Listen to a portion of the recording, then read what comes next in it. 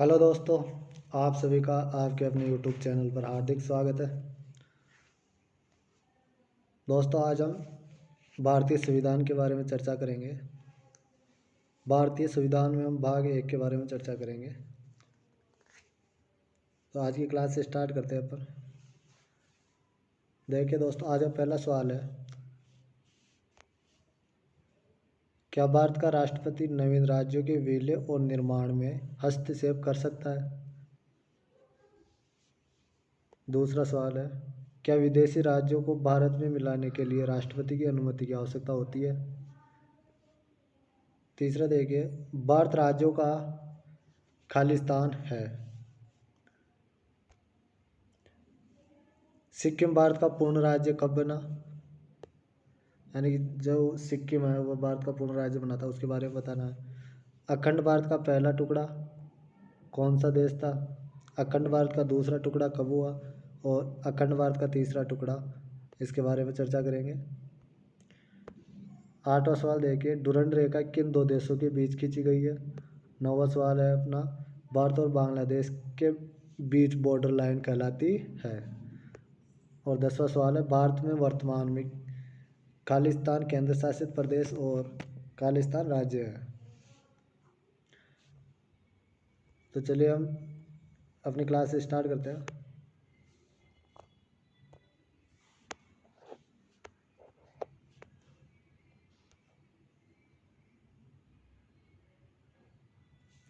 तो देखिए दोस्तों, भारतीय संविधान में 22 भाग है।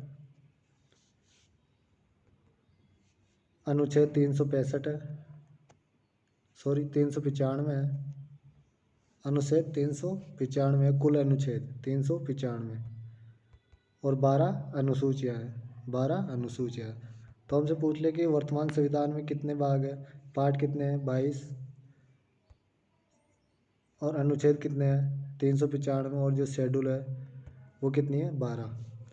भाग 1 देखिए, भाग 1 में चर्चा की गई है संघ और राज्य क्षेत्र, यानी यूनियन एंड इट्स टेरिटरी। ये आर्टिकल 1 से 4 तक, 1 2 से 4, 1 2 से 4, 1 2 का 4, यानी भाग 1 में 1 से 4 आर्टिकल दिया गया है। आर्टिकल 1 में कहा गया है, भारत राज्यों का संघ यानी यूनियन है। भारत राज्यों का क्या है? यूनियन है। भारत राज्यों का क्या है? यूनियन। अर्थात इसके राज्य कभी टूटकर अलग नहीं हो सकते।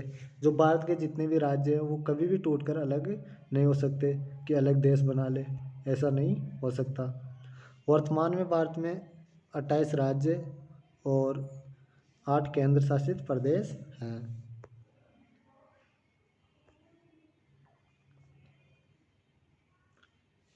देखिए दोस्तों, परिसंघ कॉन्फेडरल, इसका मतलब होता है कि जो छोटे छोटे राज्य होते हैं वो आपस में मिलकर एक देश का निर्माण करते हैं और अपनी कुछ शक्तियाँ देश को देते हैं जिसका यूज करता है, और ये कभी भी उस देश से अलग होकर अपना अलग देश बना सकते हैं या अलग स्वतंत्र हो सकते हैं। फेडरल का मतलब भी संघ होता है, इसमें भी बहुत सारे राज्य होते हैं जो आपस में जुड़कर एक देश बनाते हैं और उस देश को अपनी शक्तियाँ दे देते हैं। ये भी उस देश से अलग हो सकते हैं, जैसे यूएसए। और यूनियन में कोई भी राज्य देश से अलग नहीं हो सकता। तो यूनियन में क्या है कि कोई भी राज्य देश से अलग नहीं हो सकता। इंडिया यूनियन है, यानी क्वेश्चन में आ जाएगा संघ। तो हमें वहाँ ऑप्शन में देखना है कि संघ यूनियन किस में? यूनियन जो लिखा हुआ है यूनियन। तो जिस ऑप्शन में यूनियन होगा वो हमारा आंसर होगा कि भारत है यूनियन।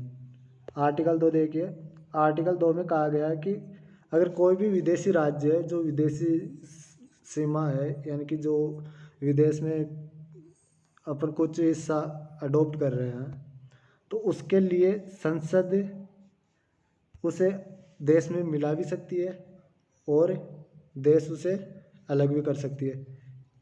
यानी विदेशी राज्यों का हमारे देश में विलय।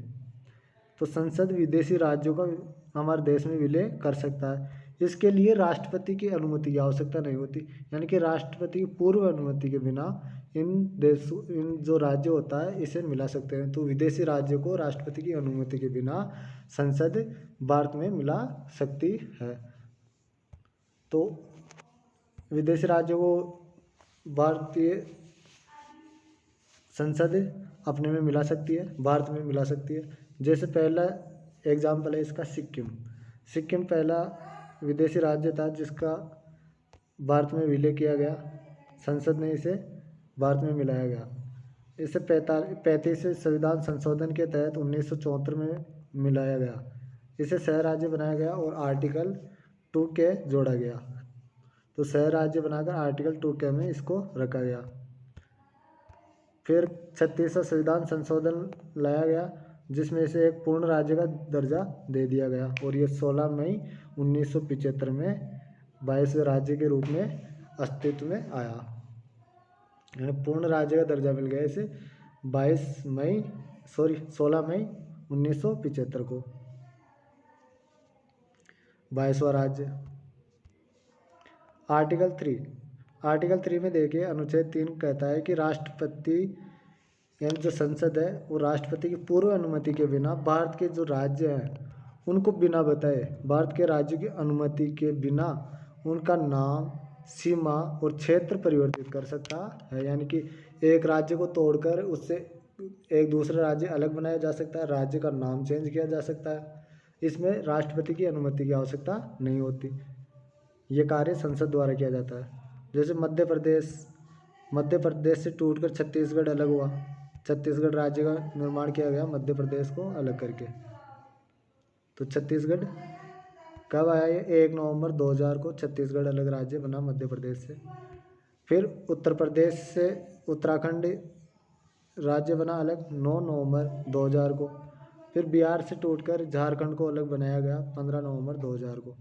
तो देखिए 2000 में 3 राज्य बने, मध्य प्रदेश से छत्तीसगढ़, उत्तर प्रदेश से उत्तराखंड और बिहार से झारखंड।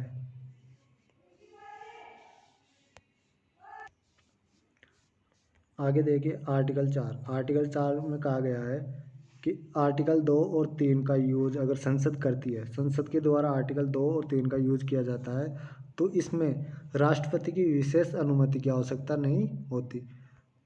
अगर संसद आर्टिकल 2 और 3 यानी कि 2 में कहा गया है कि संसद विदेशी राज्यों को भारत में मिला सकती है और आर्टिकल 3 में कहा गया है कि जो भारतीय राज्य है उनका नाम चेंज कर सकती है, उनकी सीमा चेंज कर सकती है और उनको तोड़कर एक नया राज्य बना सकती है। इसमें राष्ट्रपति की विशेष अनुमति की आवश्यकता नहीं है क्योंकि इसे आर्टिकल 368 से बाहर रखा गया है। जो भी आर्टिकल 368 के अंदर होता है उसमें राष्ट्रपति के हस्ताक्षर की आवश्यकता पड़ती है, राष्ट्रपति से अनुमति लेने की आवश्यकता पड़ती है उसमें चेंज करने के लिए। इसमें केवल संसद को एक बिल पेश करना होगा जो 50% प्लस 1 यानी कि 273 सीटों यानी सीट या वोट जो भी है उससे पारित हो जाएगा, लागू हो जाएगा। यानी कि कुल 545 सीटें हैं तो इसका 50% कितना हो जाएगा? 272 और इसे लागू करने के लिए प्लस 1 तो 273 वोट की आवश्यकता होगी। आगे देखिए कुछ इंपॉर्टेंट पॉइंट्स है। देखिए अखंड भारत का पहला टुकड़ा, अखंड भारत का पहला टुकड़ा 1893 में अफगानिस्तान अलग होने से हुआ। यानी कि अखंड भारत का पहला टुकड़ा अफगानिस्तान है जो 1893 में अलग हुआ। अफगानिस्तान और भारत के मध्य रेखा खींची गई जिसे डुरंड रेखा कहा जाता है। तो अफगानिस्तान और भारत के मध्य कौन सी रेखा है? डुरंड रेखा। अफगानिस्तान की राजधानी है काबुल। आगे देखिए अखंड भारत का दूसरा टुकड़ा 1935 में म्यांमार जिसका पुराना नाम था बर्मा। और अखंड भारत का तीसरा टुकड़ा ये हो जाएगा पाकिस्तान 1947 पाकिस्तान। पाकिस्तान भी 2 हिस्सों में था, पूर्वी पाकिस्तान और पश्चिमी पाकिस्तान। पूर्वी पाकिस्तान वर्तमान में बांग्लादेश बन गया है। भारत और पाक के मध्य रेड क्लिफ रेखा खींची गई थी। भारत और बांग्लादेश के बीच जो बॉर्डर है उसको जीरो लाइन के नाम से जाना जाता है। तो भारत और बांग्लादेश के बीच में जो बॉर्डर है उसे जीरो लाइन के नाम से जाना जाता है। तो देखिए हमारे सवाल, अब आप इनके आसानी से उत्तर दे सकते हैं।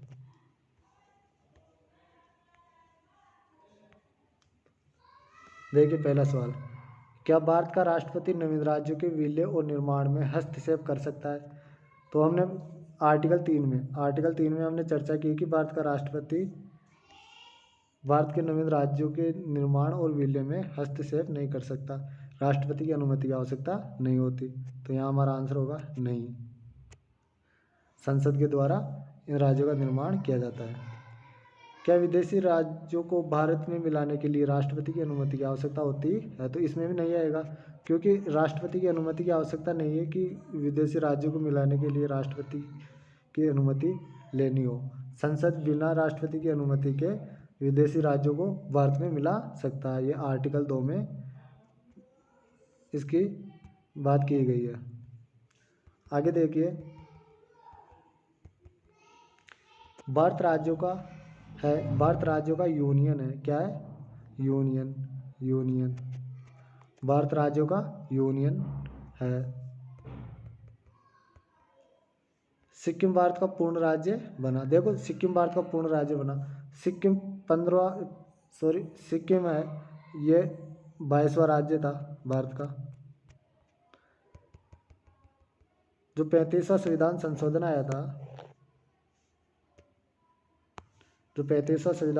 आया था, उसके तहत सिक्किम को सह राज्य बनाया गया। यानी जो 35वां संविधान संशोधन था, 35वां संविधान संशोधन, ये कब आया? ये 1974 में आया था। इसमें तो सिक्किम को सह राज्य बनाया गया, आसाम का सह राज्य बनाया गया था इसे। लेकिन जो 36वां संविधान संशोधन आया, 36वां संविधान संशोधन यह आया 1975 में, और इसे पूर्ण राज्य का दर्जा दे दिया गया। तो सिक्किम को पूर्ण राज्य का दर्जा दिया गया 36वां संविधान संशोधन 1975 को। इसकी डेट थी 16 मई 1975। 16 मई 1975 को एक पूर्ण राज्य बना दिया गया, 22वां राज्य बना।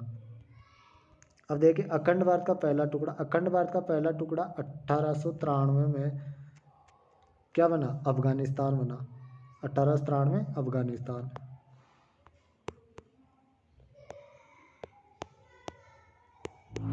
अफगानिस्तान। इसके आगे देखिए, अफगानिस्तान और भारत के मध्य डुरंड रेखा खींची गई है। अखंड भारत का दूसरा टुकड़ा 1935 में म्यांमार बना, और अखंड भारत का तीसरा टुकड़ा 1947 में पाकिस्तान बना।